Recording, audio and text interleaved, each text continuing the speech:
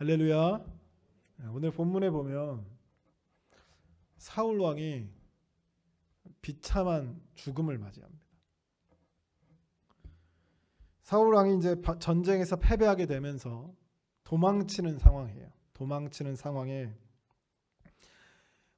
보통 전쟁이 나면 전쟁을 할 때 그 왕자들이 왕 주변에 있습니다. 그러니까 같이 도망가고 있었겠죠. 그 같이 도망하는 와중에 자신의 아들 요나단과 아비나답과 말기수아가 차례로 죽게 됩니다. 그러니까 같이 도망가다가 자신의 아들들이 죽는 장면을 사울이 봤겠죠. 이제 자신을 향해서 날아오는 그 화살 속에 곧 적들에게 붙잡히게 될 것을 직감했습니다. 자신의 아들들은 죽었고 자기는 전쟁에 패했으며 곧 있으면 자기는 잡힙니다. 이 사실을 깨달은 사울이 자신의 무기를 든 자에게 이방인들이 나를 그냥 죽이면 상관없는데 나를 볼모로 잡거나 나의 시신을 가지고 농락을 하거나 이 사실이 싫어서 나를 죽여달라. 내가 이방인의 손에 죽지 않겠다. 나를 죽여달라. 사울이 정말 용맹한 장수처럼 그랬다기보다는 사울에게 미래가 없는 거죠. 다윗을 그렇게 찾아 죽이려고 했던 이유도 자신의 아들 요나단에게 왕위를 물려주고자 했습니다. 근데 자기 아들들이 전쟁에서 죽는 걸 봤어요. 그 심정이 어떻겠어요? 모든 것을 포기한 거죠.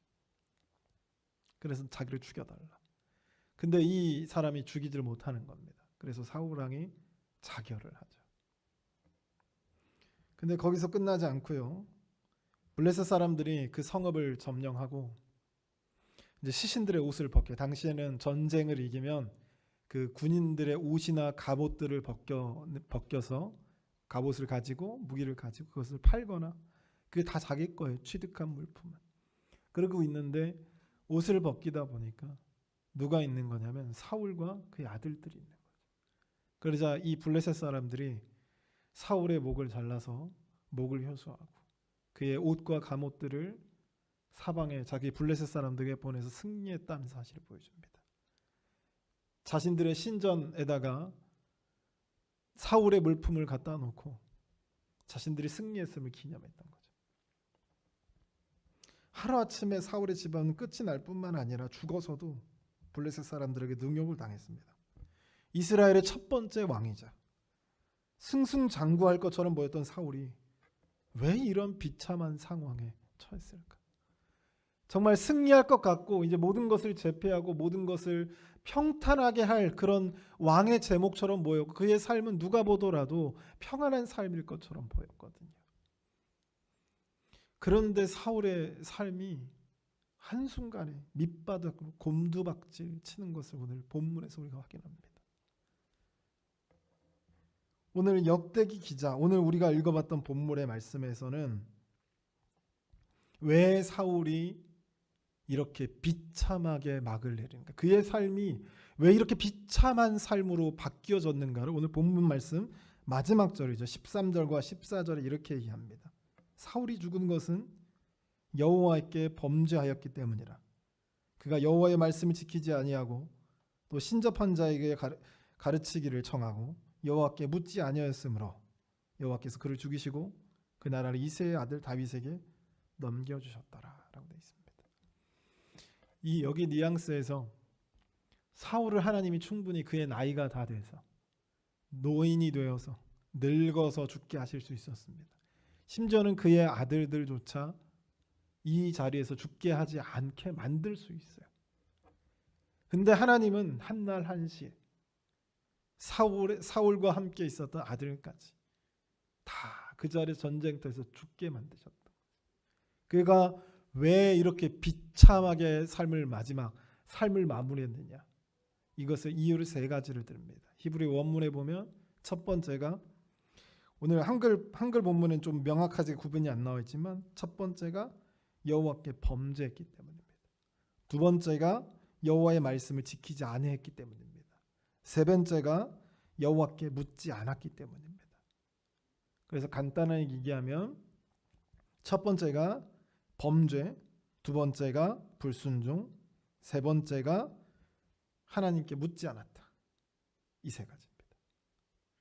첫 번째는 범죄했다라고 오늘 한글에서는 범죄했다라고 표현했지만 우리가 사울의 범죄하면 여러분 뭐가 떠오르죠? 사울의 범죄하면 뭐가 떠올라요? 보통 아마 그 사무엘 선지자가 오기 전에 자기가 직접 제사를 드렸던 사건. 그리고 또 한 가지 사건은 전쟁터에서 진멸하라, 다 없애라, 다 죽여라라고 했는데 좋은 짐승들을 남겨놨죠. 그리고 그 왕도 죽이지 않았습니다. 이 사건이 우리가 떠오르지만 이 역대기 내용에서 쭉 살펴봤을 때 이것은 특정 사건을 꼬집는 게 아니에요. 이 번역에 있어서 오해를 불러일으킬 수 있기 때문에 이 단어를 조금 더 한글 우리의 문화와 정서에 맞게 바꿔보자면 불성실했다라고 하는 표현이 맞습니다. 범죄했다라기보다는 불성실했다. 왜냐하면 범죄했다는 특정 몇 가지 사건을 들 수밖에 없거든요. 그런데 불성실했다라고 하는 건 뭐예요? 사울의 삶 전체가 어땠다? 불성실했다. 하나님의 평가는 특정 범죄 몇 가지를 들어서 사울을 잘못을 꼬집는 게 아니라 그의 삶 전체를 보고 평가하시는 거예요. 그래서 사울의 삶 전체를 불성실했다라고 표현합니다. 여러분, 불성실하다라고 하는 단어의 뜻은 정성스럽고 참되지 아니하다라고 하는 뜻입니다. 이거를 좀 우리가 이해하기 쉽게 좀 접근해 보면 가족에게 불성실했다, 아내에게 불성실했다, 남편에게 불성실했다, 자녀에게 불성실했다. 어떤 느낌인지 아시겠죠? 이 단어가 이런 의미에서 아주 굉장히 커다란 틀에서 하나님이 평가하신 거예요. 불성실했다.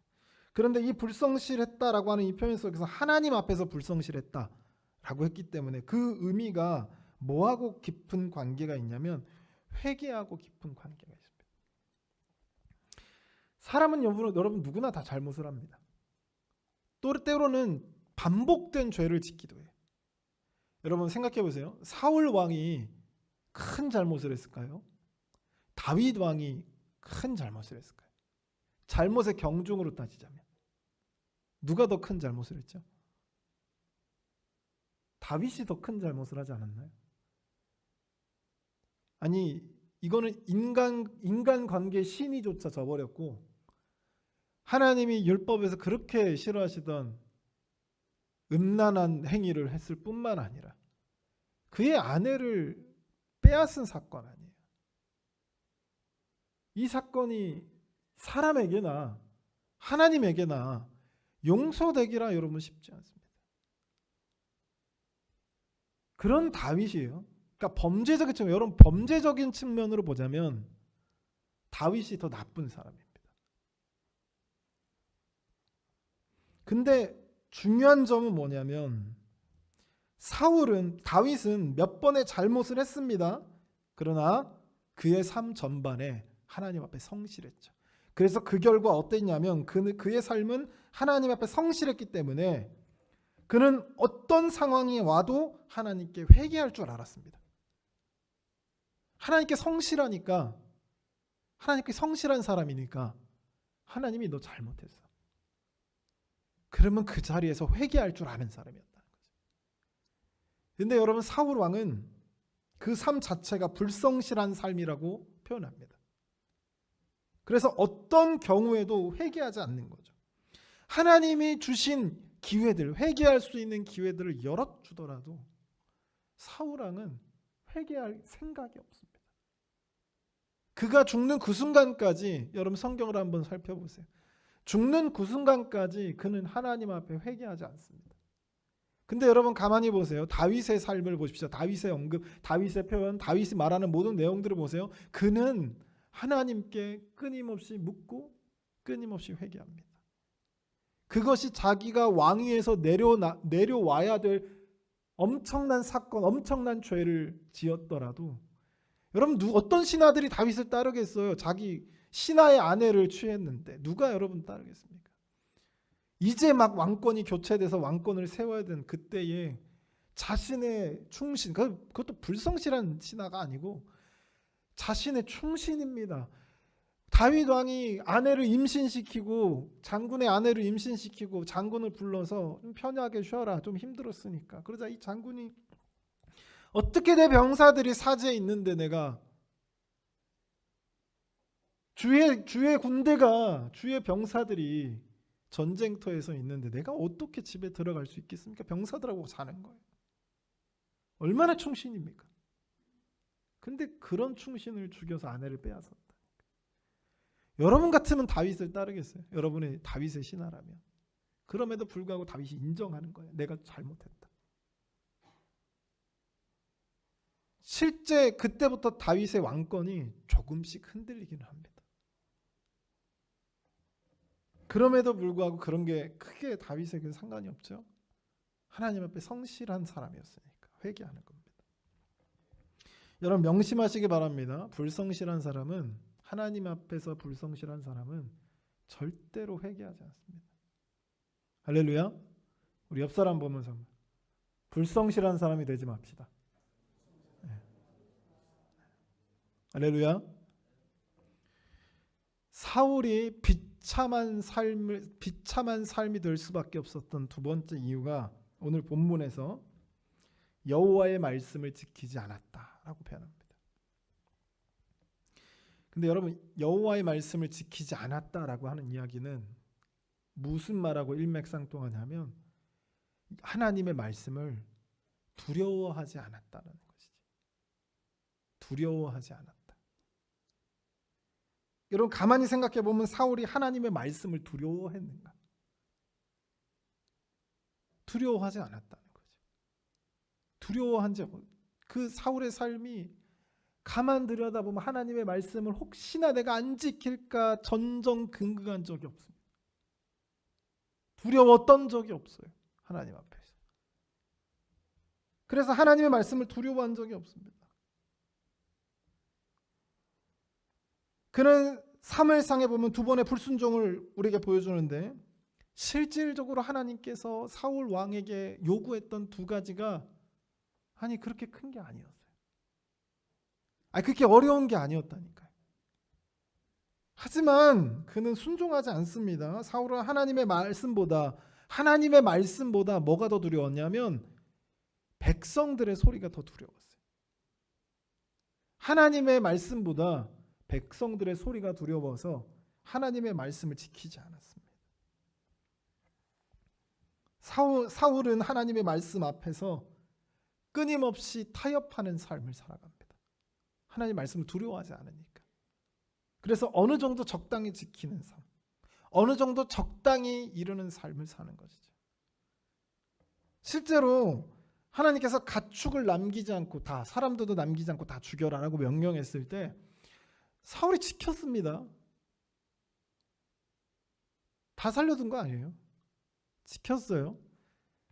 그래서 뭐만 남겨놨냐면 좋은 것만 남겨놓고 다 죽였다는 거죠. 아마 사울은 이 사건을 이렇게 하면서 자기가 불순종했다고 생각하지 않았습니다. 너무 당당하거든요. 자기가 불순종했다고 생각하지 않아요. 자기는 순종했잖아요. 죽이지 않았습니까? 태반을 다 죽이지 않았습니까? 그 말씀에 순종해. 다 남겨둘 수 있는데, 다 넘겨줘서 내 소유로 귀속시킬 수 있는데 내가 죽이지 않았습니까? 나 얼마나 하나님 앞에서 포기한 게 많아요. 사울의 입장은 그랬다는 거죠. 그래서 사울은 하나님의 말씀을 적당히 지켰습니다. 철저함이 없었다는 거죠. 적당히 지킨 거예요. 사무엘이 도착하기 전에, 사무엘이 전쟁 앞에서 원래 제사를 드리는데 사무엘이 오기로 했거든요. 사무엘이 지각하는 거예요. 늦게 오는 거예요. 그 늦게 온다는 개념이 여러분 몇 시까지 오세요 해서 그땐 시간이 없잖아요. 몇 시까지 오세요 이게 아니라 늦게 왔다는 표현이 어떠냐면 딱 싸워야 될 타이밍이 왔는데 사무엘이 늦게 오는 거예요. 싸워야 될 타이밍에 늦게 오니까 어떤 일이 벌어지냐면 탈영병이 자꾸 생기는 거예요. 나 집에 돌아가겠다는 거죠. 여러 가지 이유가 있을 수도 있어요. 어떤 족장이 우리 족장 같이 데려가서 이 전쟁에 참여를 못하겠다 나가버리는 거죠. 자꾸 이런 일이 일어나니까 전쟁을 해야 되는데 사무엘이 자기 생각보다 빨리 오지 않는 거예요. 그래서 자기가 제사를 드리고 전쟁을 치렀습니다. 이게 적당히 지키는 거죠. 제사는 아무나 드릴 수가 없죠. 그때 당시 아무나 드릴 수가 없습니다. 여러분, 사무엘은 선지자이지만 동시에 제사장이에요. 그래서 그는 제사를 드릴 수가 있어요. 왕이라고 해서 제사를 드릴 수가 없습니다. 그런데 상황이 이러니까 어쩔 수 없지. 적당히 타협하는 거예요. 하나님의 말씀 앞에서. 그래서 사울의 삶은요, 말씀을 적당히 지키는, 안 지키는 건 아니었어요. 적당히 지키는 삶이었습니다. 이 적당한 신앙이 얼마나 무섭냐면 내 신앙이 무너지고 있는데도 알아차리지 못합니다. 그렇게 비참한 상황에, 그러다가 비참한 상황에 내가 직면해야, 그제서야 내 신앙이 무너져 있었구나라는 걸 발견하게 됩니다. 아마 사울이 자신의 삶에, 자신의 신앙에 문제가 있었다는 것을 직접적으로 깨달은 건 자신의 아들들이 죽었을 때입니다. 모든 것이 끝난 거죠. 하나님이 자기를 버린 겁니다. 아니, 정확하게는 사울이 버렸겠죠. 사울이 이러한 비참한 삶을 맞이할 수밖에 없는 세 번째 이유를 오늘 본문에서는 그가 여호와를 여호와께 묻지 않았다라고 표현되어 있어요. 뭐 하지 않았다고요? 묻지 않았다. 역대기 기자는 사울이 여호와께 묻지 않았다, 구하지 않았다, 찾지 않았다, 다 똑같은 표현입니다. 묻지 않았다라고 이렇게 돼 있는데, 여러분 가만히 보시면 정말 사울 왕이 안 찾았을까요? 좀 이상하지 않아요? 이스라엘의 왕이에요. 심지어 사울 왕 초반기에는 하나님의 성령이 임하셔서, 하나님의 영이 임하셔서 모든 전쟁터에서 승리하게 만들었어요. 그저 소나 끄는 농사꾼이었는데 가는 전쟁마다 승리하게 만듭니다. 아니, 그러면 사울이 하나님께 여러분 안 물어봤겠습니까? 그러면 여러분, 이 사울 왕이 왜 신접한 여인을 찾아갔겠어요? 무당한테 물어보려고요? 여러분, 신접한 여인 찾아가서 누구의 영을 불러달라고 그러죠? 누구의 영을? 알면서 대답 안 하시는 거죠? 영적인 지도자, 마지막 사사였던 사무엘이 죽었었거든요. 그래서 사무엘의 영을 다시 불러달. 내가 지금 신접한 그 여인한테 물어보고 싶은 게 아니라 누구한테 물어보고 싶은 거예요? 사무엘에게 물어보고 싶은 거예요. 사무엘은 또 누구의 말을 들려주는데요? 누구의 말을? 사단의 말을 들려줘요? 하나님의 말을 들려. 사무엘이 죽기 전까지 사울 왕은 항상 사무엘에게 물었어요. 사무엘이 알려줬습니다. 근데 사무엘이 죽었어요. 물어봐도 물을 데도 없어요. 심지어는 사무엘상 14장 37절에 보면 이렇게 나와요. 사울이 하나님께 묻자오되, 물었다고 분명히 돼 있어요.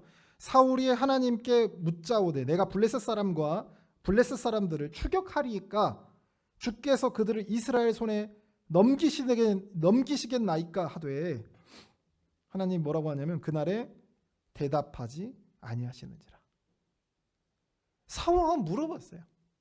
이 전쟁에 우리가 이기겠습니까? 우리가 나가야 됩니까? 하나님, 이 블레셋 사람을 우리의 손에 붙여주시겠습니까? 물어봐요. 근데 누가 응답이 없다고요? 하나님이 응답이 없다고. 역대 기자가 이거 잘못 알았네요, 그죠? 역대 기자가 이거 잘못 썼어요, 그죠? 그런 의미가 아니에요. 이거는 특정 사건을 지금 평가하는 게 아니라 사울 전체의 삶을 평가하는 거예요. 분명 사울 왕은 찾았어요. 하나님께 물어도 받습니다. 하나님께 물었어요. 하나님께 구했습니다. 그러나 하나님이 응답하지 않았죠. 이거를 이제 이해하려면 사울의 삶을 좀 들여다봐야 합니다. 여기서 하나님께 묻지 않았다는 말은, 오늘 본문에 하나님께 묻지 않았다라고 하는 이 표현은 가서 하나님께 하나님 이거 주세요. 하나님 이거 할까? 이렇게 물었다라고 하는 평가가 아니라 어떤 평가냐면 사울이 하나님과 인격적인 관계를 맺지 않았다는 거죠. 무슨 말이냐면 여러분 모르는 사람한테 가서 그 사람은 진적소망교도 안 다녀요? 모르는 사람한테 가서 오늘 설교 말씀 좋았죠? 그럼 그 사람이 응답을 해주나요? 왜 응답을 안 해주죠? 관계가 안 맺어져 있잖아요. 네.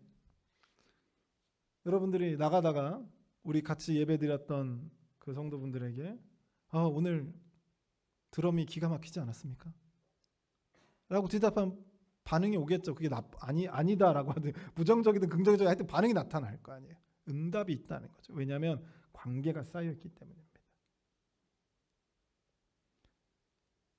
사울의 전체 삶에서 하나님께 묻지 않았다라고 하는 표현은 하나님과 관계가 쌓이지 않았다는 거죠. 사울의 삶은요, 자기 마음대로 선택하고 자기가 원하는 길로 가다가 언제만 아쉬울 때만 하나님을 찾아가는 거예요. 며칠 전에 어떤 학생이 갑자기 저한테 오더니 하나님이 없는 것 같아요. 뭐라고 했다고요? 그렇죠? 성격적으로 던져버릴 뻔했는데 하나님이 없는 것 같아요. 그러는 거예요. 왜? 그랬더니 자기가 문제집을 푸는데 분명 기도를 했다는 거죠. 하나님 이거 다 맞게 해주세요. 근데 이거 다 맞게 해주지 않은 거 보니까 하나님은 이 세상에 없는 것 같아요. 그래서 제가 그 학생한테 네가 필요할 때만 하나님을 찾으면 되겠냐? 그런다고 하나님이 응답해 주겠니? 라고 얘기를 한 거예요. 근데 옆에 있던 전도사님이 뭐라고 했냐면 나는 응답을 받았다. 무슨 소리예요? 아니? 네가 네 실력대로 점수를 받을 수 있도록 내가 기도했다. 할렐루야. 사울은요 자기 갈 길을 갔어요. 하나님과 관계를 맺는다는, 여러분 부모와 자녀가 관계를 맺는다는 얘기는 뭐냐면 자녀가 자신의 인생길을 선택할 때 부모와 함께 선택하고 걸어가는 겁니다. 자녀가 부모에게 엄마가 해준 게 뭔데? 내 마음대로 걸어가면 그 관계는 끊어지는 거죠.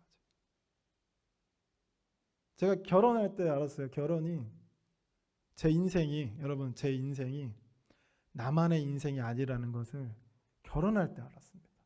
그래서 사람은 결혼을 해야 되나 봐요. 제가 결혼을 하니까 한 10년 얼굴 못 본 막 가족들도 친척들도 막 오면서 인사해주고, 결혼하려고 봤더니 나와 내 짝이 좋다고 둘만 결혼한 게 아니더라고. 이 자녀와 부모가 인생을 세울 때, 자녀가 인생길을 선택할 때, 또는 대학을 선택할 때, 삶의 길, 직장을 선택할 때 부모와 함께 한다는 것 자체가 부모와 함께 가는 삶인 거죠. 그 관계가 계속 유지가 되는 거예요. 그러나 내 마음대로 가버리면 관계가 지속될 수가 없죠.